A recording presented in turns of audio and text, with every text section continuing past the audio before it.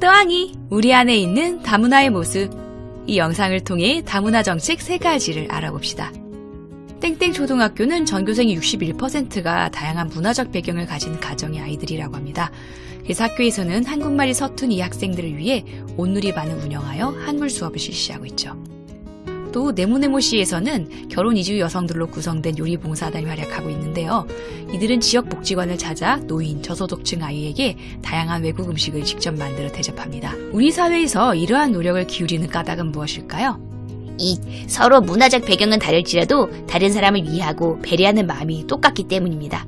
다른 사람을 배려하는 마음을 실천하기 위해서요. 네, 이렇듯 우리 안에 있는 다문화의 모습은 크게 2가지가 있는데요. 첫 번째로는 공존과 화합을 위해 노력하는 모습입니다. 서로 다른 문화가 만나 발전하는 모습, 또 다른 문화 이야기하는 문화체험활동 등이 있는데요. 이것은 바람직한 다문화 공동체의 토대가 됩니다. 두 번째로는 갈등하는 모습이 있습니다. 자기 문화만을 고집하거나 다른 문화를 이해하지 못해 갈등하는 모습인데요. 이런 건 반성하고 개선해야 합니다. 다다음 시간에 다문화 사회의 갈등에서 이 부분은 자세히 다룰 것입니다. 다음으로는 중요한 다문화 정책입니다. 다문화 정책이란 문화 교류를 바라보는 서로 다른 견해들을 말합니다. 근데 우리 수업에서는 용광로랑 샐러드만 나오지 않아요? 네, 맞아요. 그렇기는 하지만은 나중에 고등학교 때 배우는 내용이기도 하고 전체적인 흐름을 알게 되면은 좀 더 이해하기 쉽기 때문에 나머지 모델들도 다루도록 하겠습니다. 정말 좋아요. 먼저 차별배제 모델에 대해 살펴볼게요. 차별 배제 모델이란 이주민을 특정한 목적으로만 받아들이고 동등한 권리를 인정하지 않는 것을 말합니다. 특정 목적이요? 네. 3D 업종 등 시민들이 하기 싫어하는 특정 노동시장에서만 외국인들을 받아들이고 그리고 우리가 보통 권리라고 알려져 있는 복지나 선거권을 인정하지 않는 그러한 대우를 하는 것이 바로 차별 배제 모델입니다.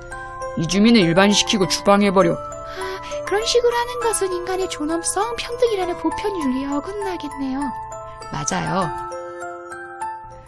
그럼 차별 배제 모델에서 조금 더 진보한 게 용광로 모델이겠군요.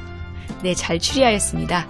용광로 모델은 사회를 커다란 용광로로 보고 이민자들을 철광석에 비유해서 거대한 용광로, 즉 백인 주류 문화에 다양한 이주민의 문화를 융합하여 편입하는 걸 말합니다. 여러 민족이 지배적인 주류 문화에 흡수되고 그 주류 문화를 닮아버리는 걸 말하는 거군요. 네, 그래요. 그래서 그 안에 흡수, 동화된다 라고 하여 동화주의라고 합니다. 주류 문화에 비주류 문화가 편입된다라는 거군요. 네, 그래서 이민자는 자신이 가지고 있는 언어나 문화나 사회적 특성을 모두 포기하고 이 주류 사회의 일원이 됩니다. 그래서 동일성 논리에 따라서 소수민족의 정체성을 고려하지 않아요. 야, 너도 또 한국 시민이야. 괴상한 초롱하기 말고 고등어빵을 먹도록. 나의 정체성은... 용광로 모델의 장점은 문화적 충돌에 따른 사회 혼란, 갈등이 방지되게 됩니다. 우리는 모두 또 한국 시민, 고등어빵을 먹어요. 그러겠네요.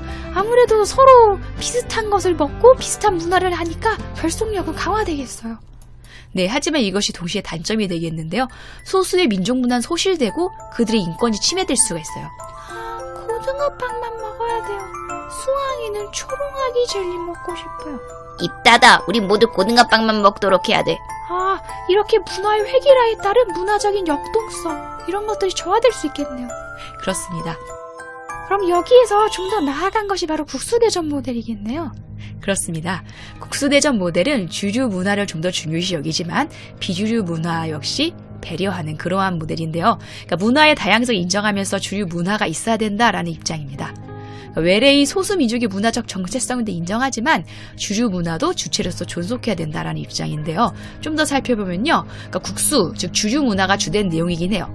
그렇긴 하지만 토마토, 고기, 무 등의 고명, 그러니까 비주류 문화에 있는 여러 가지 부수적인 재료들이 있어서 국수가 맛이 있잖아요. 그렇죠.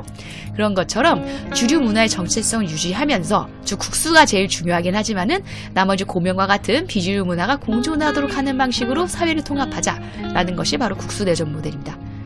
국수는 면발이 최고지. 고등어빵이 최고지만은 초롱아기 젤리나 이런 것들도 이 존재를 인정해준다 뭐 그런 건가요? 네, 잘 추리했습니다. 그럼 여기에서 좀 더 나아간 것이 샐러드볼 모델이겠네요? 네, 맞습니다. 샐러드볼 모델은 주류 문화와 비주류 문화를 동일하게 인정합니다.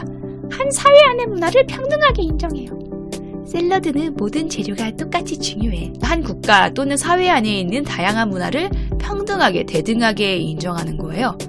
고등어빵, 초롱아기 젤리 둘 다 똑같이 대우하는 것처럼 이민자들의 언어와 문화 정체성, 그리고 우리가 가지고 있는 주류 문화의 문화 정체성, 이걸 모두 똑같이 존중하는 겁니다. 네, 그렇습니다. 그래서 장점은 다양한 문화가 공존하다 보니 다양한 문화끼리 역동적으로 서로 교류하면서 문화가 발전할 수 있고 소수 민족의 문화와 인권도 보장할 수 있습니다. 새로운 해물 샐러드야. 고등어빵, 문어빵, 그리고 초롱아기 젤리도 모두 섞어봤어. 하지만 이 이론에는 단점이 있습니다. 사회적 연대감이나 결속력이 부족해질 수가 있죠. 그럼 무슨 뜻이에요? 수왕이 나라 명절도 또왕이 나라 명절처럼 국경일로 정해줘. 그게 뭔 소리야? 그럼 우리 주인이 너무 많아지는 거 아니야? 좋은 건가? 안 좋은 거 같은데? 사회적 연대감이 결속력이 부족하고 모든 걸 다 인정하다 보면 사실 사회는 통합되지 않고 잘 섞이기가 어렵게 되겠죠. 네, 이렇게 다문화 정책 4가지를 살펴보았습니다. 용광로 이론에서 결속력을 강화시킬 수 있다라는 것은 샐러드볼 이론에서는 결속력이 약하니까 단점이 될 거고요. 용광로 이론의 단점은 샐러드볼 이론의 장점이 됩니다. 용광로 이론에서는 아무래도 상대방들의 존중해주지 못하는 이런 것들이 있었는 단점이었는데, 샐러드볼에선 상대방의 문화를 대등하게 존중해준다는 점이 장점이니까요. 네, 그렇겠네요. 그냥 이해하면 외울 필요가 없겠어요.